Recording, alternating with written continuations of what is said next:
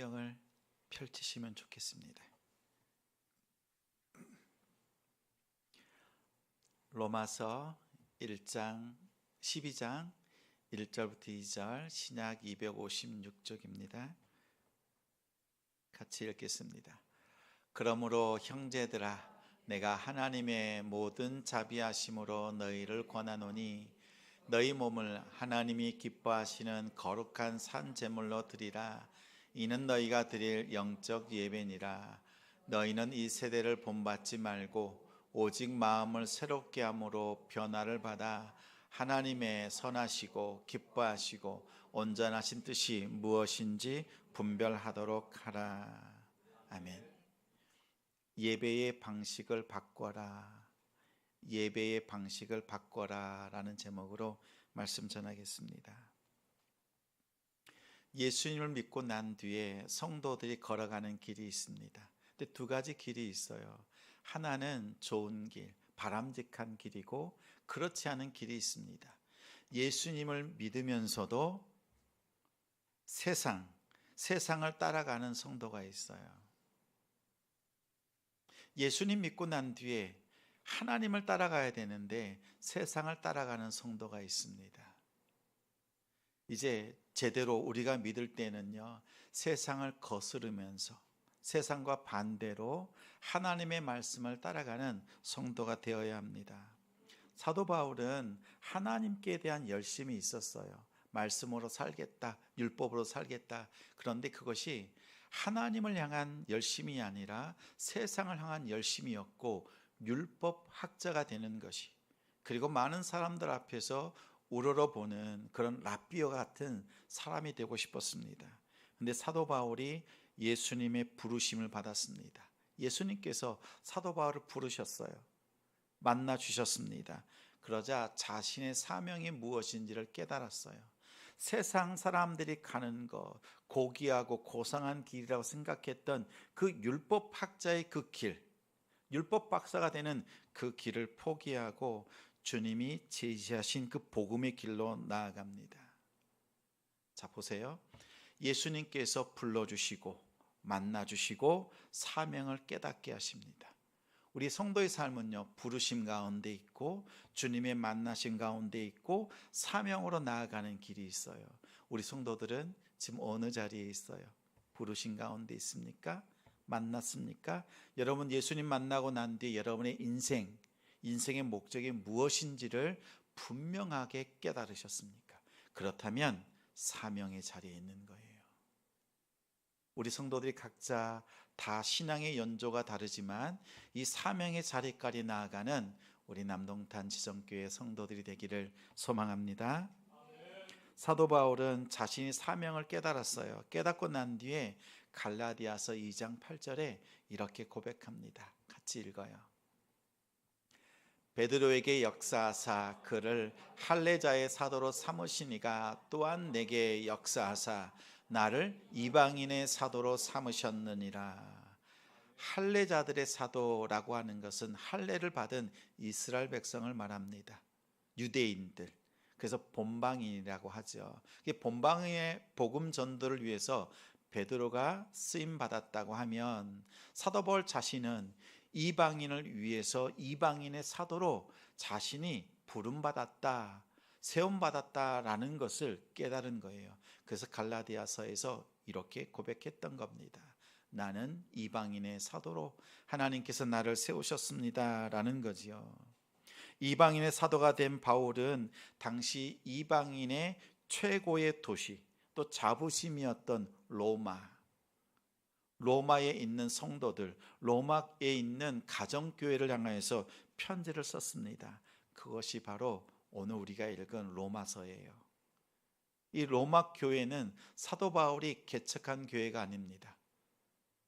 복음을 듣는 사람들이 함께 모여서 예배했고 그러한 로마 교회였습니다. 근데 이 로마 교회에 편지를 보내면서 자신이 편지를 보낸 정말 중요한 목적 하나를 가르쳐 줍니다. 15장 16절 말씀이에요. 화면 보고 같이 읽어요. 이 은혜는 곧 나로 이방인을 위하여 그리스도 예수의 일꾼이 되어 하나님의 복음의 제사장 직분을 하게 하사 이방인을 제물로 드리는 것이 성령 안에서 거룩하게 되어 받으실 만하게 하려 하심이라. 갈라디아서에서는 이방인의 사도로 부름받았다. 로마서에서는 그리스도 예수의 좋은 일꾼이 되었다라고 해요. 근데 그리스도의 좋은 일꾼이 되었는데 구체적으로 그 일꾼의 사역이 무엇이냐 보니까 뭐예요? 하나님의 복음의 제사장의 직분이라고 합니다. 하나님의 복음의 제사장의 직분. 자, 바울은 스스로 깨달았어요.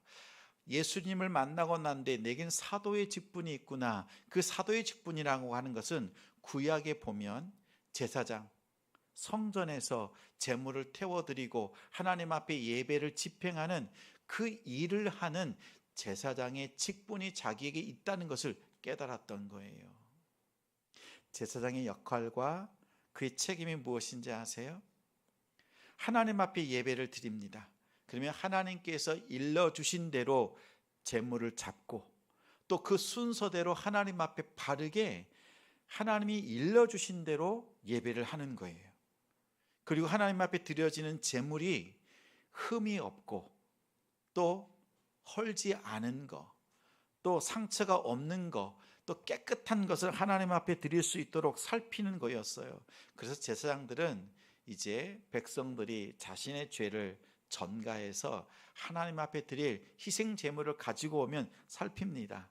살펴서 흠이 있는지 깨끗하고 거룩한지를 살펴서 흠이 있으면 물려내고 흠이 없는 것만 제단에 올릴 수 있도록 제사장이 그 역할을 감당했던 거예요. 근데 우리가 읽어본 우리 15장 16절 말씀에 보니까 어때요? 다시 한번 읽어볼까요? 우리 밑에 두 줄 읽겠습니다. 이방인을 제물로 드리는 것이 성령 안에서 거룩하게 되어 받으실 만하게 하려 하심이라. 지금 바울은 자신이 제사장이라는 것을 깨달았어요. 내가 하나님 앞에 예배를 집도하는 제사장이구나. 하나님 앞에 집도하면서 제물을 드리는데 그 제물이 뭐예요? 이방인들. 다시 말하면 하나님 앞에 예배를 드리는 성도를 하나님 앞에 드리는 제물로 여기는 거예요. 근데 제물로 드리는데 어떻게 드려야 되는 거예요?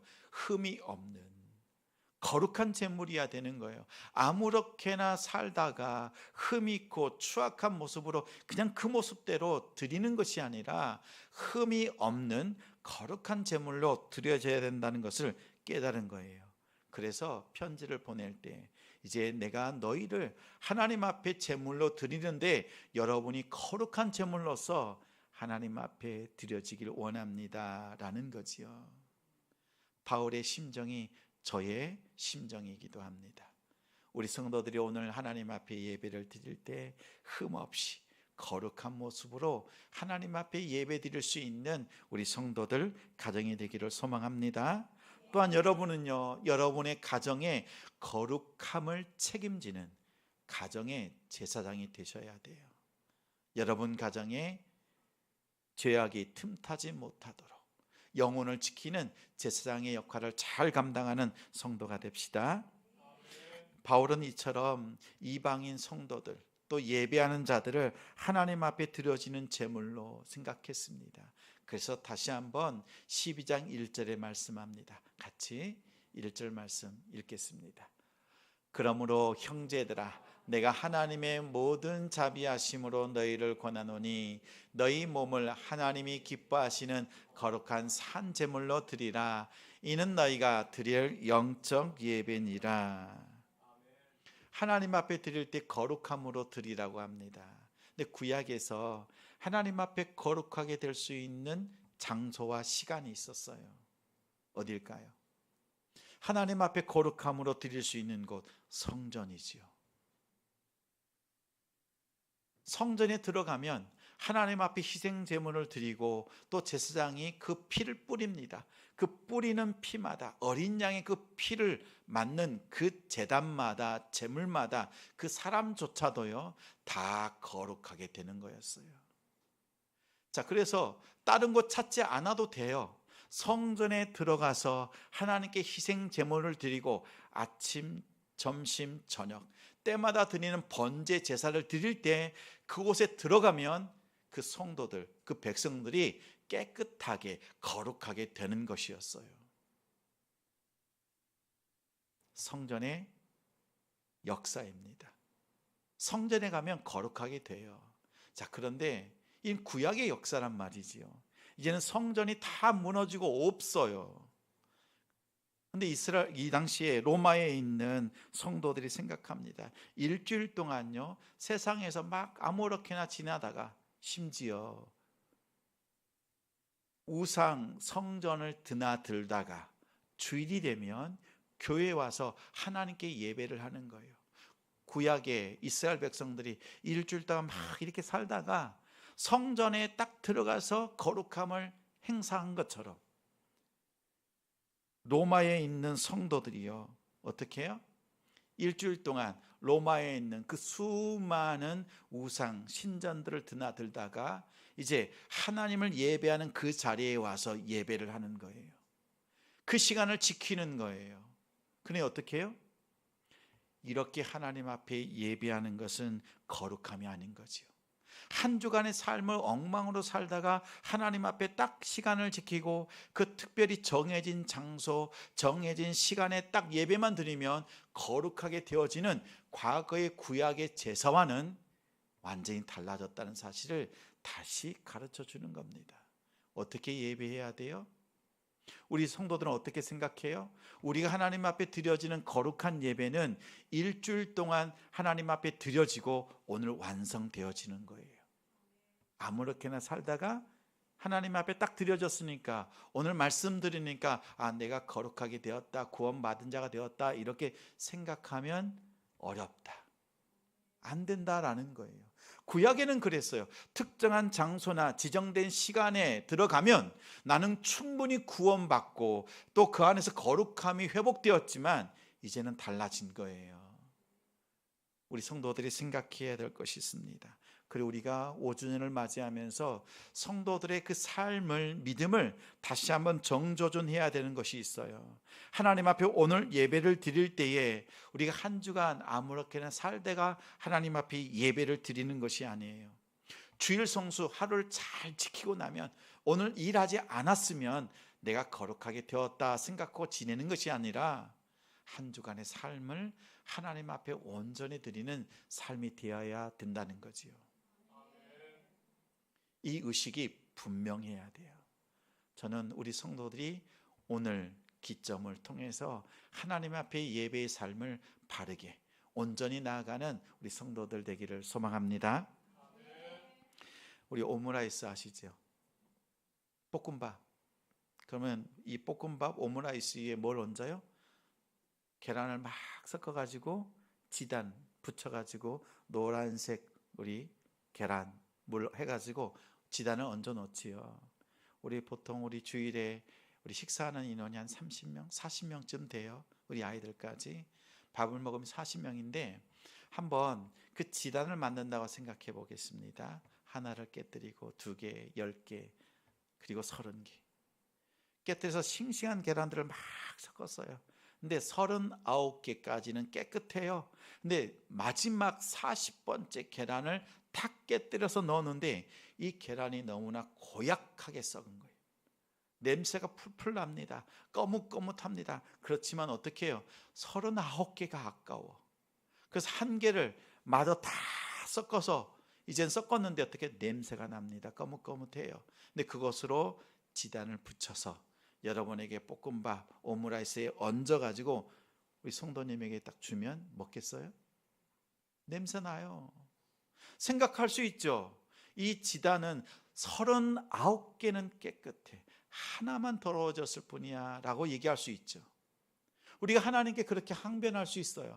하나님, 그동안 나의 삶을 거룩함으로 살기 위해서 39개의 선한 삶이 있습니다. 나의 추악한 삶은 하나예요. 하나님 봐주실 수 있잖아요. 이렇게 하나님 앞에 그 마음으로 예배할 수는 있지만 우리가 그 오므라이스에 올려진 그 지단, 썩은 계란 하나만 들어간 것도 우리가 먹지 않잖아요. 하나님이 우리의 예배를 받으실 때는요, 온전한 예배, 흠없고 거룩한 예배를 받기를 원하신다는 사실을 꼭 기억하길 바랍니다. 한국 교회의 어려움이 여기에 있어요.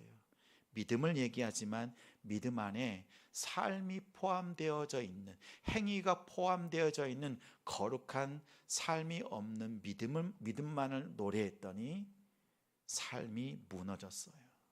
그래서 교회를 다니면서도 지옥을 가요.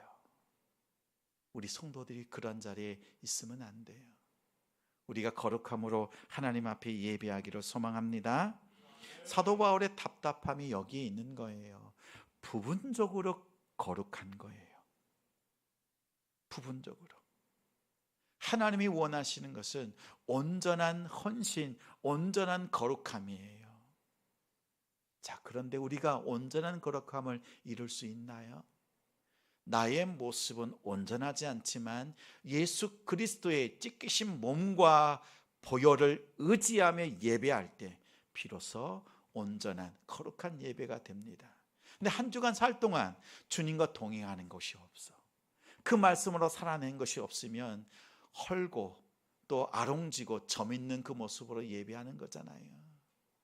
예수님을 알고 그 예수님을 아는 그 모습을 가지고 살아내는 우리 성도가 됩시다.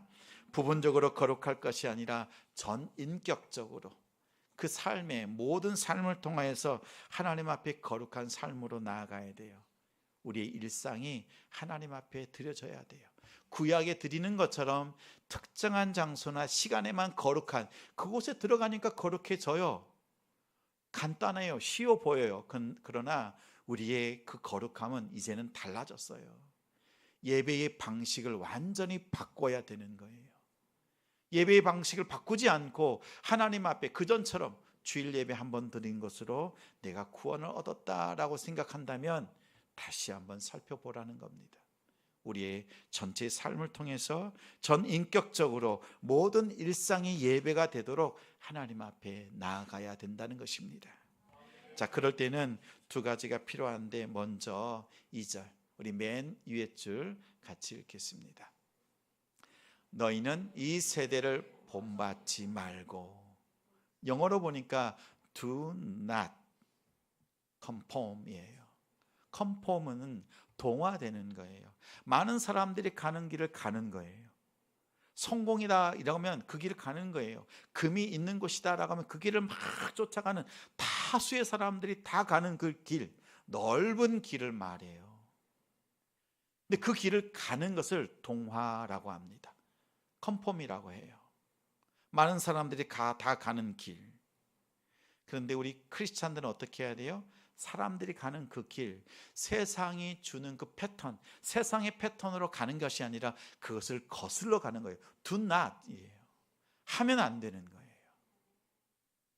사람들이 돈 벌기 좋고 또 꽁수 펼쳐가지고 돈 벌고 재산 증식하고 이런 일 하면 된다 안 된다? 하지 말라는 거예요. 세상의 그 패턴을 따라가지 말라는 거예요. 만약 따라간다면 동화되는 거예요. 변질되는 거예요. 여러분, 언젠가 한번 물어봤어요. 술 한 잔씩 하시죠? 해야 안 해요? 하죠? 그럼 저도 술 한 잔 하면 되지 않을까? 여러분과 함께 즐거운 자리에, 축하할 만한 자리에 술잔 하면서 한 잔 할 수 있잖아요? 근데 이런 생각 들지요. 저는 한 잔을 할지라도 목사님만큼은 안 했으면 좋겠다. 그러지 않으세요? 저도 했으면 좋겠어요? 한 성도가 우리 말씀 훈련을 하다가 이 술 문제를 가지고 함께 나눈 적이 있어요. 우리 술을 먹고 담배를 피운다 그래서 우리가 지옥 가는 거 아니에요. 그래서 술 마시는 거 아니라고 거듭 말씀드려요. 근데 한 성도가 그러면 우리가 술을 마시는 거 과연 세상 사람들은 우리를 향해서 어떻게 바라볼까? 술 마신다고 하면 뭐라고 말을 할까? 그래서 같이 훈련을 하면서 한 주간의 숙제로 내줬어요. 그러면 그 술 마시고 한 잔을 기울이는 그 친구들, 이웃들을 찾아가서 한번 물어봐라. 내가 예수님 믿는데 술을 마시는데 어떻게 생각해? 물어보라고 했어요. 물어본 거예요. 갔다 와서 나눈 겁니다. 물어봤더니요, 그 친구들, 이웃들이 뭐라고 얘기해요? 괜찮아, 뭐 예수님 술 마실 수도 있지, 그러더래요. 그런데 자주 또 짠 했던 남편이 하는 말이요, 예수 믿으면서 술 마시면 안 되지. 가장 가까이서 같이 술을 마시기도 했던 남편의 얘기가 뭐예요? 예수 믿으면 뭐예요? 내가 교회를 안 다니고 내가 술을 마시지만 세상에 지내고 있지만 예수 믿는 사람의 삶의 도덕적인 기준은 이 정도 있는 거예요. 누가요? 세상 사람도 우리를 향한 기준이 있단 말이에요. 여러분이 목사님을 향한 그 기준이 있잖아요. 세상도 우리를 바라보는 그 기준이 있어요. 그래서 화들짝 놀란 거죠. 세상 친구들은 같이 술 마셔줄 사람이 필요하죠. 그래서 믿든 안 믿든 같이 술잔 기울어지기를 원해요. 그러나 가장 가까이에 있는 우리 가족들은 우리를 보고 있다는 얘기예요. 여러분 기억해 보세요. 자, 우리가 세상 사람들과 술잔을 기울이잖아요. 술잔 기울이고 분위기 맞춰주고 같이 하잖아요. 돌아서고 돌아가는 길에 어떻게 생각해요? 예수 믿으면서 술잔 기울인다고 그 마음속에요, 욕합니다. 또 우리가 술잔을 안 기울이잖아요. 그럼 어떻게 해요? 술 안 마신다고 욕해요. 마신다고 욕하고 안 마신다고 욕하고. 여러분 뭘 선택하시겠어요? 하나님 앞에 뭘 선택하시겠어요? 지혜롭게 선택하시기 바랍니다. 왜냐하면 세상은 우리를 흠집내는 거예요. 사탄은 우리를 어떻게든 넘어지게 하려고 합니다. 우리 기독교인들 중에서도요, 성적 타락과 음란에 노출되어 있는 정도가 심각합니다. 세상 얘기가 아니라 우리 얘기예요. 교회 안의 이야기입니다.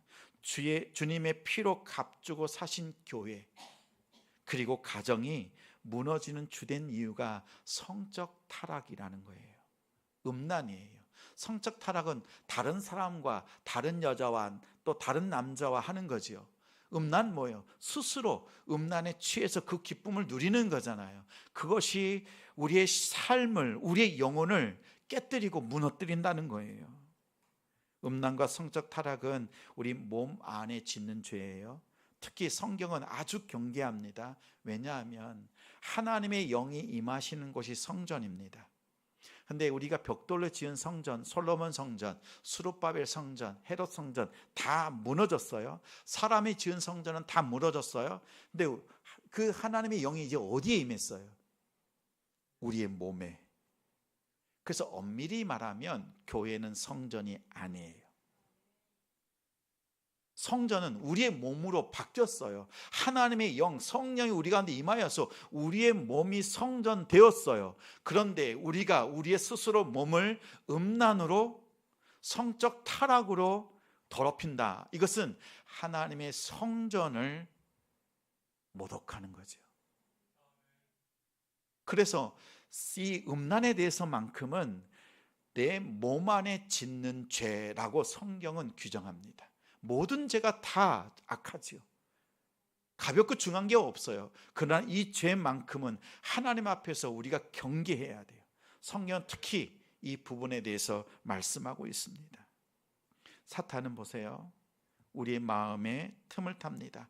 자그마한 죄를 통해서도, 또 음란이라고 하는 그 어마어마한 그 죄를 통해서도 어떻게 하든지 하나님 앞에 드려지는 성도가 더럽혀지고 거룩하지 못하도록, 하나님이 받지 못하도록 그렇게 더럽히고 흠집을 냅니다.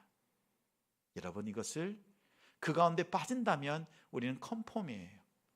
Do not conform이 아니라 스스로 동화되어지고 변질되어지는 거예요. 이러한 변질에 빠지지 않도록 여러분 거룩함을 유지하는 우리 성도들 되시기 바랍니다. 그 거룩함으로 나아가는 우리 성도가 됩시다. 두 번째는요, 우리 2절 말씀 두 번째 줄 같이 읽겠습니다. 오직 마음을 새롭게 함으로 변화를 받아. 자, 마음을 새롭게 함으로 변화를 받는 거예요. 이 변화를 받는다라고 하는 것은 트랜스폼이에요. 컨폼, 트랜스폼, 폼이에요.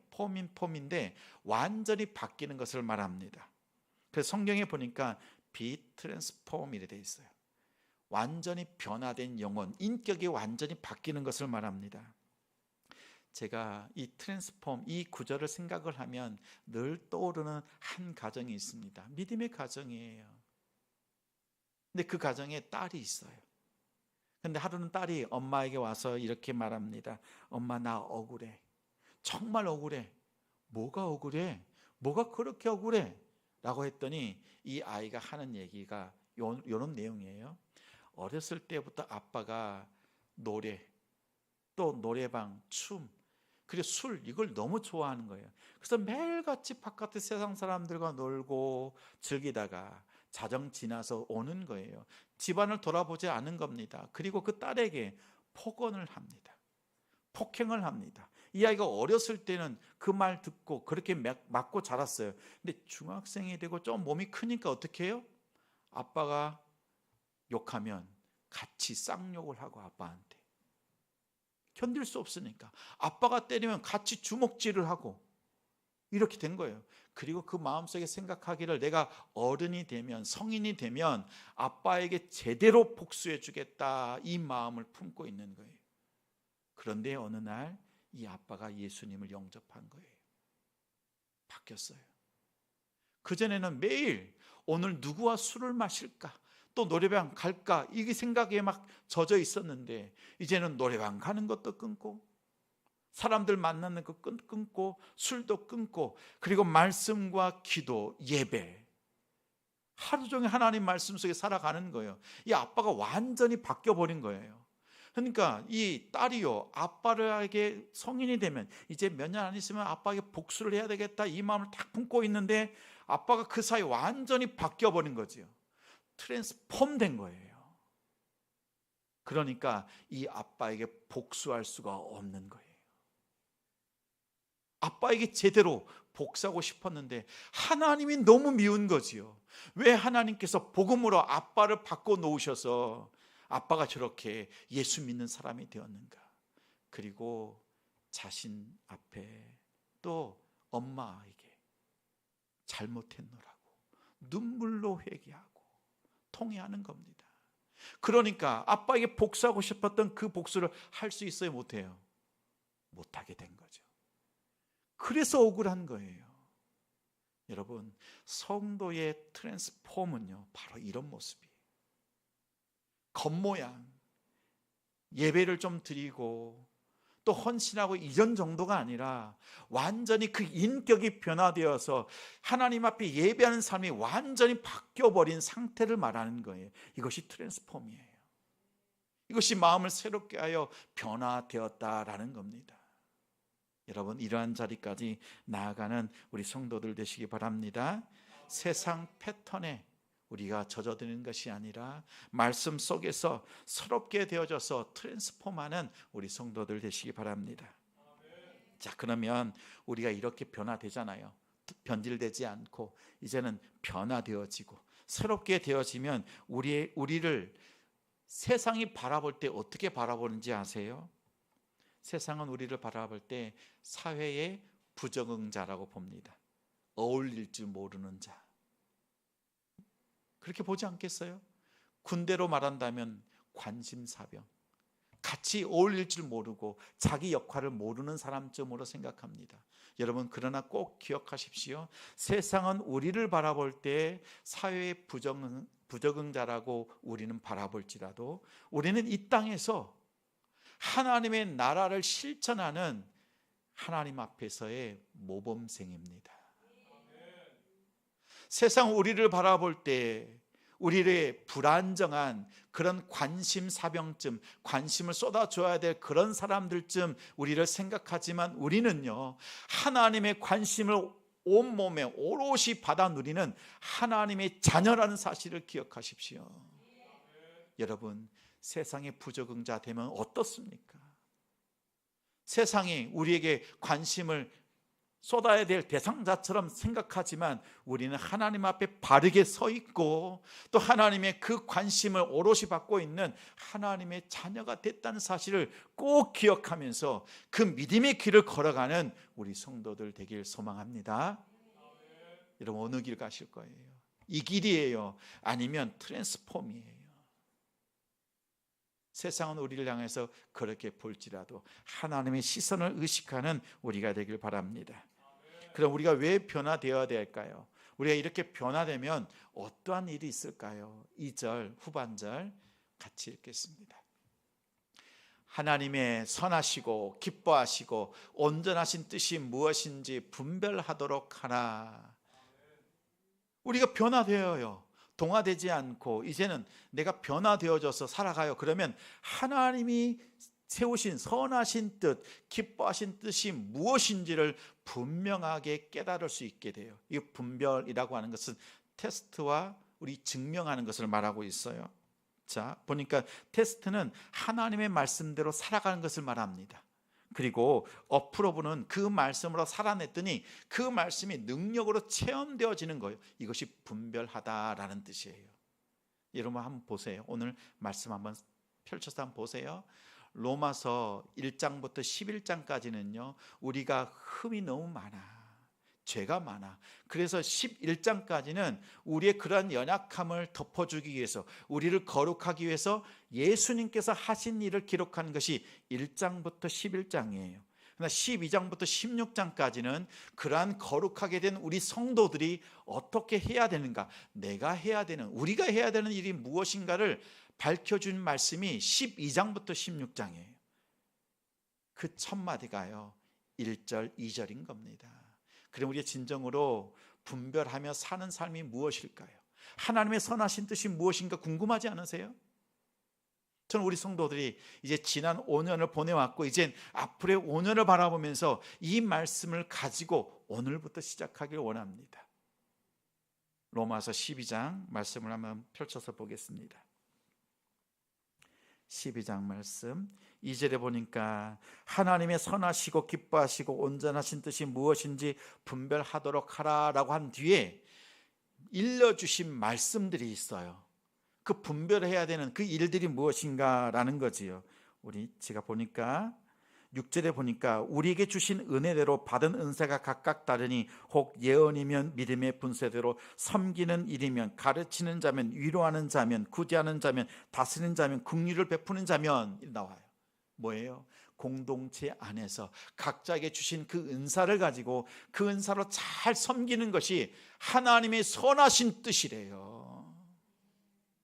그냥 기도했더니 막 응답이 있고 막 특별한 은사를 체험하는 것, 그런 것이 특별한 그 은사, 영적 분별, 그런 것이 아니에요. 이 영적 예배라고 하는 것은 하나님 앞에 합당하게 드려지는 예배라는 뜻이에요. 근데 그것이 공동체 안에서 하나님이 주시는 은사를 가지고 성실하게 그 일을 잘 감당하는 거예요. 공동체 안에서예요. 나 혼자가 아니라. 자, 이어서 볼까요? 자, 10절에 보니까 형제를 사랑하여 서로 우애하고 존경하기를 서로 먼저 하며, 형제를 사랑하는 거예요. 존경하고 존중해 주는 거예요. 11절은 부지런하게 게으르지 말고 열심을 품고 주를 섬기라. 소망 중에 즐거워하며 환난 중에 참으며 기도에 항상 힘쓰며 성도들의 쓸 것을 공급하며 손 대접하기를 힘쓰라. 옆에 있는 성도들을 섬기는 거예요. 내게 영향력 끼치 못하는 그 성도, 나에게 도움을 주지 못하는 성도, 그 성도들, 연약한 자를 돌아보는 것, 이것이 하나님의 선하신 뜻이에요. 하나님이 기뻐하시는 뜻이라는 거예요. 이것을 잘 아는 우리 성도들 되길 바랍니다. 자, 16절에 보니까요, 15절에 즐거워하는 자들과 함께 즐거워하고 우는 자들과 함께 울라. 서로 마음을 같이하며 높은 데 마음을 두지 말고 도리어 낮은 데 처하며 스스로 지혜 있는 채 말라. 여러분 스스로를 위해서 무엇을 하라고 하는 그 뜻이 있어요, 없어요? 없어요. 단 한 구절도 없어요. 내 옆에 있는 지체를 위하여서, 공동체를 위하여서 하는 그 일이 하나님이 선하시고 기뻐하신 뜻이다. 이것을 행하는 자가 영적인 예배, 영적인 분배를 할 수 있는 성도라는 겁니다. 여러분, 이것을 바르게 알고 우리가 영적인 예배를, 그 삶을 살아야 되지 않겠습니까? 우리의 구원은 나만을 위한 구원, 우리 가족만을 위한 구원이 아니라 교회를 통한 하나님의 역사임을 기억하는 우리 성도들 되시기 바랍니다. 자, 이 일을 위해서 하나님께서 우리에게 행하신 일이 있어요. 베드로전서 2장 9절 말씀입니다. 그러나 너희는 택하신 족속이요 왕같은 제사장들이요 거룩한 나라요 그의 소유가 된 백성이니 이는 너희를 어두운 데서 불러내어 그의 기이한 빛에 들어가게 하신 이의 아름다운 덕을 선포하게 하려 하심이라. 구약에는 기름 부은 제사장만이 하나님 앞에 예배할 수 있었어요. 근데 신약에 와서는 모든 사람이 예수 그리스도의 보혈에 핏부림을 입었고 그분의 몸이 찢어짐을 통하여서 휘장이, 성전의 휘장이 갈라져서 누구나 하나님 앞에 나아갈 수 있게 되었다. 만인 제사장인 거예요. 누구나 다 왕같은 제사장으로 삼으셨어요. 이제 하나님 앞에 거룩함으로 나아갈 수 있게 된 거예요. 근데 어떻게 나아가는 거예요? 우리가 거룩하게 되었어요. 하나님의 영이 임하여서 우리가 거룩한 성전이 되었어요. 근데 구약의 성전처럼 고정되어 있는 성전이 아니라 어떤 성전이에요? 움직이는 성전, 움직이는 교회예요. 여러분 따라서 하시겠습니다. 나는 성전이다. 나는 움직이는 성전이다. 여기만 거룩한 것이 아니라 여러분이 거룩해서 여러분이 성전되었고 성전된 성도들이 모여서 교회가 진짜 성전이 돼 가는 거예요. 여러분이 성전으로서 가정으로 가면 여러분의 가정이 성전이 되고 교회가 되는 거예요. 다시 말하면 움직이는 교회로서의 역할을 우리가 잘 감당해내면 여러분의 가정이 거룩한 교회가 됩니다. 이 일을 잘 감당하는 거예요. 여러분이 일터로 가면 여러분의 일터가 성전이 되는 거예요. 그 일을 위해서 우리를 만인 제사장으로 삼으시고 만드시고 우리의 거룩함으로 나아갈 수 있도록 우리를 인치셨다라는 사실을 꼭 기억하는 우리 성도들 되시기 바랍니다. 구약의 성전처럼 우리를 고정시켜 놓으신 것이 아니라 움직이는 성전 되게 하셨다. 나는 성전이다 라는 사실을 기억하면서 하나님 앞에 예배하고 그 거룩함으로 세상을 다스릴 수 있는 우리 성도들 되길 바랍니다. 저는 소망이 있어요. 12명의 목원을 이끄는 목장직이 한 사람, 그 목장직이 12명을 세우는 꿈이 있습니다. 12에 12, 그러면 몇 명이에요? 144명이죠. 그래서 12명의 하나님 앞에 바울처럼 이렇게 복음으로 살아내는 정말 트랜스폼된 그 세상이 위협해도 그 마음 흔들리지 않고 하나님 앞에 믿음으로 살아내는 그 한 사람 12명의 목장지기를 세우기를 간절히 소망하고 이제 그 일에 전력할 겁니다.